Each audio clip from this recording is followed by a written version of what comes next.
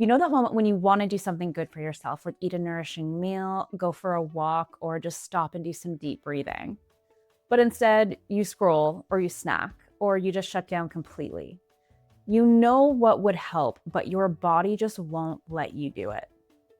This video is for that moment because here's what I wish someone would have told me. You're not lazy and you're not broken. Your nervous system is just doing its job. When you're anxious or overwhelmed, your brain activates your survival system, which is your fight, flight, or freeze.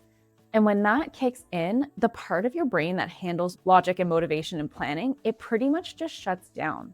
So if you're struggling to stick to habits, it's not because you don't care. It's because your body doesn't feel safe. And when you are in survival mode, you're never going to choose what might be best for your future self. You're going to choose what's needed to survive in the present moment. I used to constantly overschedule myself. I'd make these massive to-do lists, like 12 things I expected to do in one day. Then when I didn't finish everything, I felt like a failure. And that pressure pushed my nervous system further into freeze mode. I thought, well, if these habits help me meet my goals, then I should be doing all of them every day. But there was no flexibility. And every time I fell short, it just confirmed my old belief. See, I never follow through on things. In this video, I'm going to walk you through how to build habits that actually stick, even when you're tired, anxious, or overwhelmed. No shame, no forcing, and no pressure to become a completely different person, even if you're more type B than type A. Here's the thing. If your nervous system sees change as a threat, it's going to resist. That's why big, dramatic habit overhauls don't work for anxious brains. They feel like danger. I love how Jill's Guerin put this one. She said, instead of jumping out of your comfort zone, just stretch it enough to feel a little uncomfortable, but not unsafe. And that is how you start building real momentum, one safe stretch at a time. There is a habit trick that I love. It's called the 2-minute rule. So the idea is that you make the habit so small, you can't say no to doing it. You might feel silly doing this, or you might think it's pointless, like I sure did when I was first introduced to it. But what I know now that I wish I knew back then is that sometimes the fastest way to move forward is to do something that feels like you're taking a few steps back. But I promise you, it won't take as long as trying to battle your way into some idea of perfection and failing or quitting and having to start over time and time again. So we start with baby steps. If you want to meditate, commit to sitting in silence for 60 seconds. If you want to eat better but get overwhelmed with it, go into the kitchen and chop up one vegetable. Want to start getting more steps in? Just put your shoes on and step outside.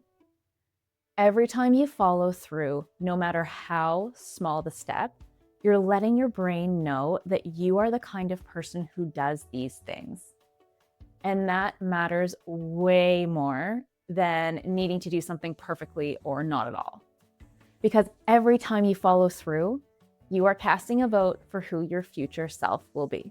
The tiny habits on their own aren't enough. If you want to stick to them, especially when you're feeling overwhelmed and anxious and your motivation is low, you need to build them into the rhythm of your day. And that's where habit anchoring comes in. So once your habit is small, the next step is to anchor it. This means attaching it to something that you already do so it becomes automatic. So like after brushing your teeth, try stretching for 2 minutes. While your tea is steeping, stop and take 4 grounding breaths. Or maybe after opening your laptop, write down your top priority for the day. No motivation is needed for this, no decision fatigue. Your brain just follows the rhythm. And when a habit is linked to something that you already do, your nervous system doesn't see it as a threat. It sees it as familiar. But even with the best anchors and intentions, there are still moments where anxiety is going to take over. When your body wants to scroll or snack or disappear. In those moments, this one question has changed everything for me. So when I'm spiraling in my head, or I'm about to stress eat, or scroll on my phone, or just shut down, I ask myself one thing. Will this make my anxiety better or worse in the short term and the long term? That one question helps me out of survival mode and brings my thinking brain back online. It helps me pause, breathe, and then choose with intention. This isn't about judgment, it's about curiosity, and it builds self-trust one pause at a time. That one pause brings me back into intentional choice instead of subconscious programming. But the truth is, even when we do make progress, it's easy to feel like we're failing, especially when we're tracking in ways that don't work for our nervous system. So let's talk about how to measure progress in a way that actually supports you without triggering shame. Traditional habit trackers can backfire if you're a more anxious or more of a type B person. So you miss a day and suddenly it feels like failure. And now the whole thing feels pointless. So here's what I suggest instead. Track how it felt, not just if it got done. Ask, did this help me feel calmer or more grounded? Was it doable today? Do I need to adjust it tomorrow? This kind of reflection builds flexibility, not perfection, and it helps you make a self-care plan that actually feels like support instead of punishment. I actually made a free Notion tracker based on this approach that I use every day, and I've linked it below totally free if you want to try it. When you track how your habits feel, not just whether or not you did them, you build flexibility instead of perfection. And that kind of gentle consistency is where transformation really starts. Because this work, it's not just about habits, it's about identity.